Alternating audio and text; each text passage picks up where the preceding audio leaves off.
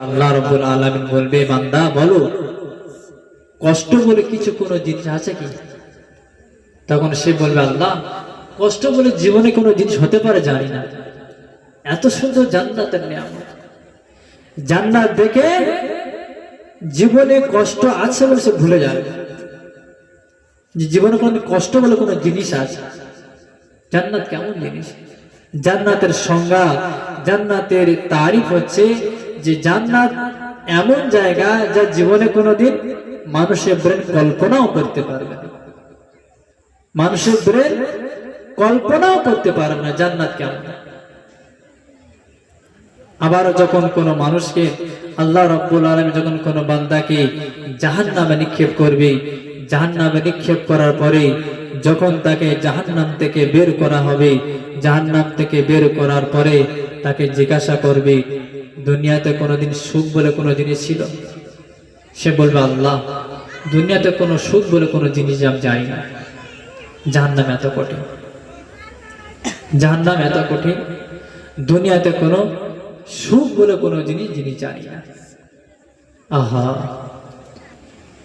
আমার আপনার ঠিকানা কোথায় হবে? আমি আপনি সব ভুলে যাচ্ছি, জান্নাত জাহান্নাম ভুলেই গেছি আমরা। সর্বপ্রথম তো ভুলেছি আমরা মরে যাব, এটা ভুলে গিয়েছি যে আমাদেরকে মরতে হবে। আল্লাহ আমাদেরকে পাঠিয়েছে, আবার আমাদেরকে মরতে হবে, এই জিনিসটি আমরা ভুলে গেছি। যদি না ভুলতাম আজ মানুষ এই অবস্থা হতো, মানুষ এই অবস্থা হতো। মসজিদে গেলে নামাজি পাওয়া যায় না, রোজা রমজান মাসে রোজা চলে গেল।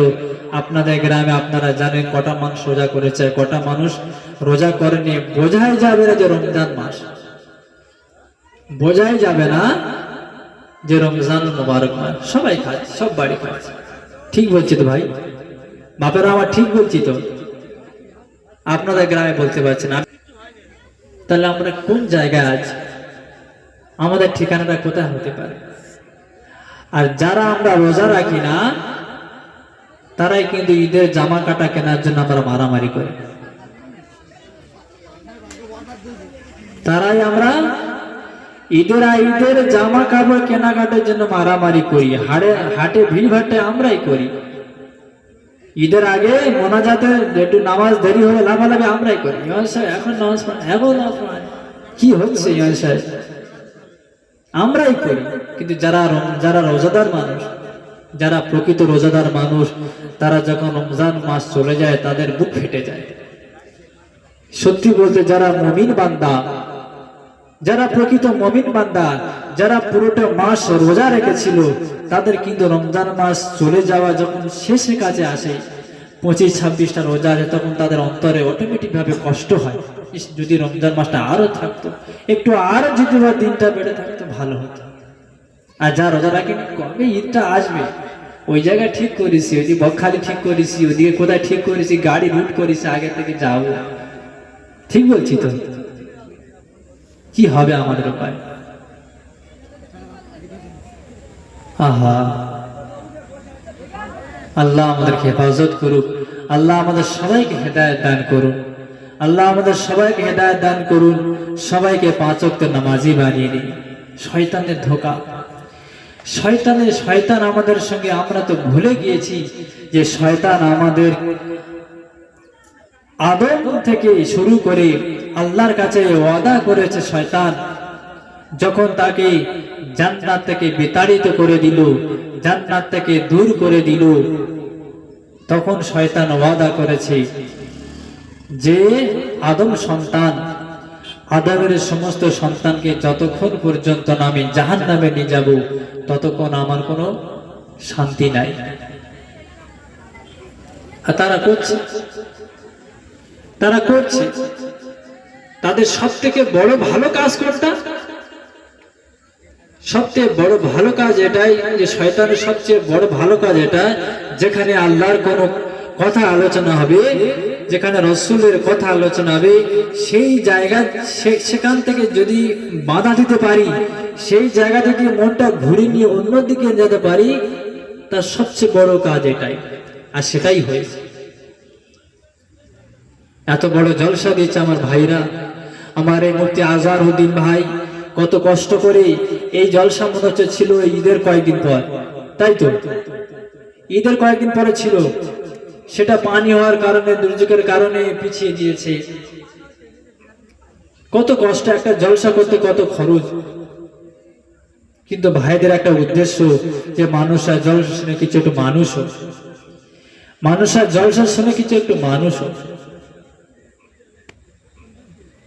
আমাদের ইলম শিক্ষা আমরা তো নিজেরা পড়তে পারিনি, নিজেরা চেষ্টাও করি না, নামাজের ধার ধারেও নেই। অন্তত আমরা এসে এখানে শুনে কিছু শিখি। ইলম শিক্ষা করা আমাদের ফরজ। সেই ইলম শিক্ষা করার প্রত্যেকটা মুসলমান এবং প্রত্যেকটা মুসলমান পুরুষ এবং নারীর উপরে শিক্ষা ফরজ। কতটুকু ফরজ? যতটুকু জানলে আমরা সহি শুদ্ধভাবে নামাজটা আদায় করতে পারি, শুদ্ধভাবে একটু কোরআনটা পড়তে পারি। আমরা নিজেরা কিন্তু কেউ করছি না। নামাজও তো পড়ছি, নামাজ পড়ছি, কি নামাজ পড়ছি আল্লাহ জানে। নামাজে তো খালি বিড়ি করতেছি, কি পড়ছে আল্লাহ জানে। কেউ আর চুপ করে আছে, নামাজ পড়তে এদিক ওদিক তাকাচ্ছে, হচ্ছে না হচ্ছে না। এগুলো আমাদের শিখতে হবে, তো এগুলো আমাদের শিখতে হবে না, আমাদের চিন্তা ফিকির করতে হবে। ভাইরা মুসলমানেরা, আমাদেরকে সবাইকে এই দুনিয়াতে বিদায় নিতে হবে, সবাই আমরা চলে যাব। আমরা যারা একসঙ্গে আমরা রমজান মোবারক মাসে, গত রমজানের কথা বলছি, যারা আমরা একসঙ্গে কত তারাবি পড়েছি, একসঙ্গে রোজা রেখেছি, সে রেখেছি, কিন্তু আর তাদের দেখতে পাওয়া যায় না। আমাদের সাথে বসে একসঙ্গে চায়ের আড্ডা আমরা বসে খেতাম, একসঙ্গে গল্প করতাম, কত মানুষ সব বিদায় নিয়ে নিল। এবার আমার আপনার পালা। কবর যখন যাব তো কিছু নিয়ে যেতে হবে না, যেতে হবে না। এইটুকুতে আমরা যদি মুম্বাই দিল্লি যাই, আমরা 4 দিনের সামানপত্র ভালো করে বেঁধে নিই, মোটামুটি কি খাবো পান পর্যন্ত ভালো করে নিয়ে নিই, যে সময় সময় পানও লাগাতে হবে, সব মোটামুটি ঠিকঠাক করে নিই, যে 4 দিন থাকবো মোটামুটি না না কোনো অসুবিধা হয়। কিন্তু যেখানে আমরা জন্মের মতো চলে যাব, আর ফিরে আসার কোনো চান্স নেই, কোনো চান্স নেই ফিরে আসার, সেই জায়গায় আমরা কি নিয়ে যাব, কি দেখাবো আল্লাহকে? একটু চিন্তা করুন। আমাদের বয়স এত হয়ে গেল, আমরা মরে যাব তো, সবাই বিশ্বাস করি তো মরে যাব, সবাই আমরা মুসলমান তো, তারা আমরা বিশ্বাস করি তো যে আমরা মরে যাব। এর মধ্যে কোনো সন্দেহ আছে? কোনো সন্দেহ আছে? অবশ্যই মরব। তুমি না চাইলেও তোমাকে নিয়ে যাওয়া হবে। তুমি যদি দুনিয়া থাকতে চাও, আজরাইল একটু পরে যাচ্ছে, একদিন পরে যাচ্ছে, কোনো চান্স দেওয়া হবে না, 1 সেকেন্ডের জন্য তোমার চান্স দেওয়া হবে না। যেই সময় সেই সময় আজরাইল আসবে, তোমার প্রাণ পাখিটা নিয়ে চলে যাবে। তাহলে যেখানে আমরা যাব, জনমের মতো যাব, যেখানে গেলেই শুধু আযাব আর আযাব। যদি আমাদের ভালো আমল হয় তো আমরা নাজাত পাবো, যদি আমাদের খারাপ আমল হয়, তাহলে আমাদের শাস্তি ভোগ করতে হবে। সেখানে মারা যাওয়ার পরে দুটো জিনিস, কটা জিনিস চিন্তা করো, কটা জিনিস? দুটো জিনিস, হয় জান্নাত নয় জাহান্নাম। যদি আপনি নেকি নিয়ে যেতে পেরেছেন, নামাজ সাথে করে নিয়ে যেতে পেরেছেন, সৎ কাজ যদি, সৎ আমল যদি নিয়ে যেতে পারি, তাহলে আমাদের জন্য জান্নাত। আর যদি খারাপ আমল নিয়ে যাই, কি হবে? জাহান্নাম। কবর কাউকে ছাড়বে না, কবর কাউকে ছাড়বে না। আহা, আম্মাজান খাদিজাতুল কুবরা রাদিয়াল্লাহু তাআলা আনহা, তিনি কত বড় মানুষ ছিলেন যে খাদিজার সম্বন্ধে আল্লাহ রাব্বুল আলামিন, খাদিজার সম্বন্ধে আল্লাহ রাব্বুল আলামিন জিবরিল মারফত সালাম পাঠিয়েছে। জিবরিল এসে বলছে, ইয়া রাসূলুল্লাহ, খাদিজাকে সালাম দেবেন, আল্লাহর তরফ থেকে সালাম পাঠিয়েছে। বলুন না সুবহানাল্লাহ।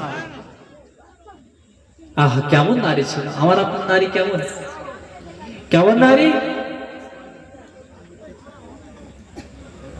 যে একটা মৌলবী দেখলে সালাম দেবে, তার ব্যবহার, তার পোশাক আশাকে দেখলে তো মাথা হ্যাট করে নিত, সালাম তো দূরে করে। যে স্টাইলে চুল কাটে, যে স্টাইলে ছোট পোশাক পরে, ওর দিকে তাকানো দূরের কথা, দেখলে মাথায় হ্যাট করতে হবে, তওবা আস্তাগফিরুল্লাহ করতে হবে। আহা, আম্মা জান খাদিজাতুল